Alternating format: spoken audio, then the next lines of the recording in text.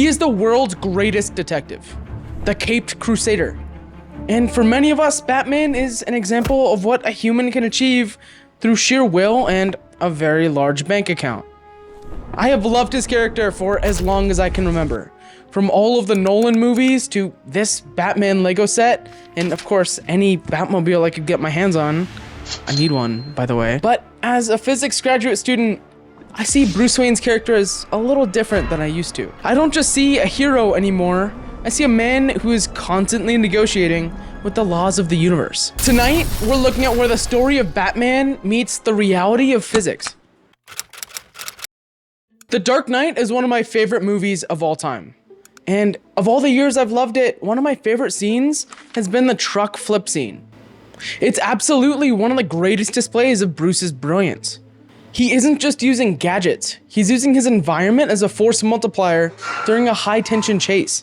Even when I was an 8-year-old kid watching the movie for the first time, I always wondered if that was actually possible. Now, armed with the math, I can tell you the reality is staggering. Let's talk about lifting heavy objects. The easiest way to do so is just lifting it upwards.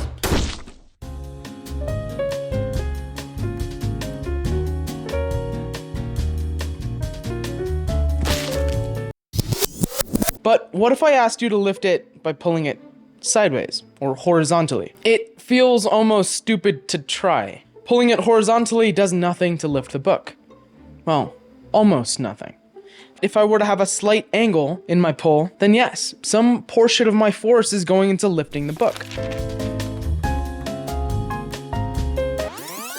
We call this the small angle trap, and it requires me to use a lot more force than I would have to lift something. How does that all relate to the Dark Knight? Well, in the truck flip scene, Batman's cables are almost horizontal, yet we see the truck flipping upwards.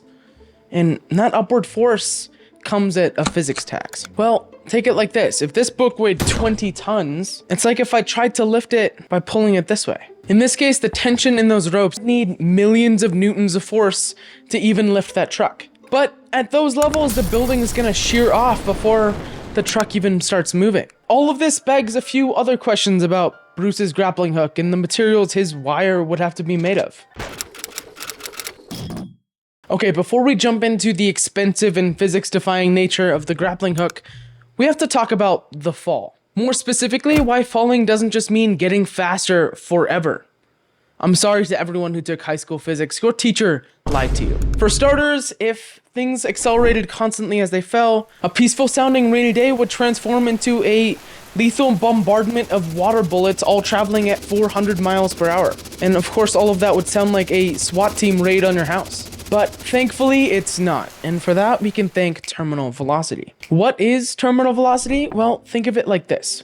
If Bruce is falling off a building, gravity is pulling him down towards the center of the earth. And as he falls, he encounters a crowd of air molecules, each of them trying to stop him more and more.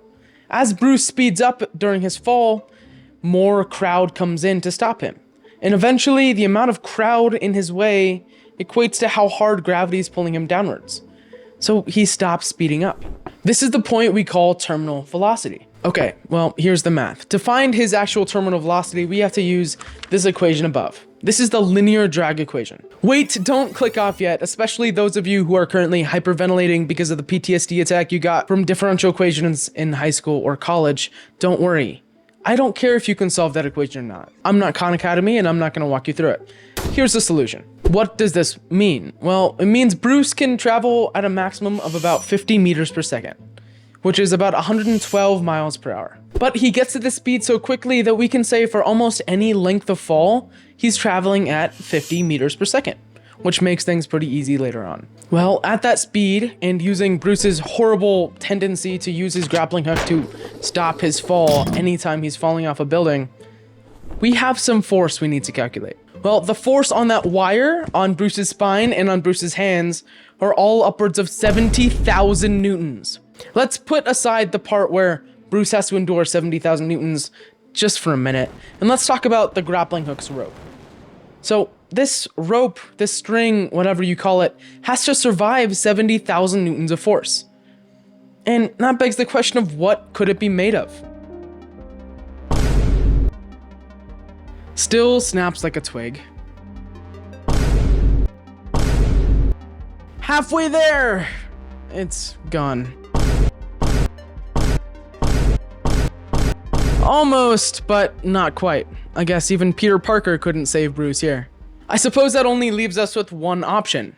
I guess the Caped Crusader's hook is actually made of single-walled carbon nanotubes. It's the only material in existence that wouldn't leave Bruce as a permanent fixture on the Gotham pavement. Okay, so now that we're reminded that Bruce is in a much higher tax bracket than us and he can afford single-walled carbon nanotubes just willy-nilly with every grappling hook he has, let's talk about Bruce's body. Or more specifically, what Bruce's body has to endure during 70,000 newtons of force. Think about it like this. You are Batman, and now you're falling at 112 miles per hour. You fire a hook, the cable holds, but you still have to hold on to the gun.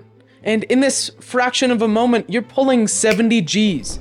So your 100 kilogram body is now 7,000 kilograms. I see all those Batman workouts on YouTube, and all of them say doing heavy squats, heavy deadlifts, heavy bench presses. Look, Bruce is big, but if he wants to survive a 70 G snap, he doesn't need bigger quads. He needs the grip strength of an industrial vice grip.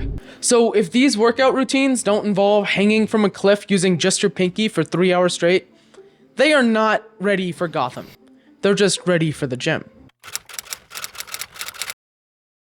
Well, on the topic of falling, we have to talk about Bruce's cape. Bruce calls it memory cloth, but I call it an aerodynamic nightmare. Most of us think his air is pretty much empty, except for the pilots in the audience. You'll connect with this a little bit here. But when you're flying, you have to surf on those air molecules. The cape's purpose here is to turn him instead of an anvil into a flying squirrel, essentially increasing his cross-sectional area so he can surf these waves. But like everything that flies, he needs a specific lift-to-drag ratio.